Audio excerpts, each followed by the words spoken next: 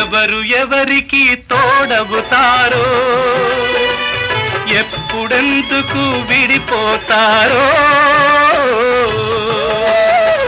మమతను కాదని వెళతారు, మనసే చాలని ఉంటారు. ఎవ్వరి పయనం ఎందాకో అడగదు ఎవ్వరిని, బదులే దొరకదని. అడగదు ఎవ్వరిని, బదులే దొరకదని. కడుపు తీపికి రుజువేముంది, అంతకు మించిన నిజమేముంది.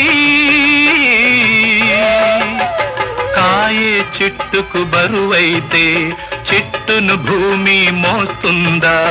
ఇప్పుడు తప్పును తెలుసుకొని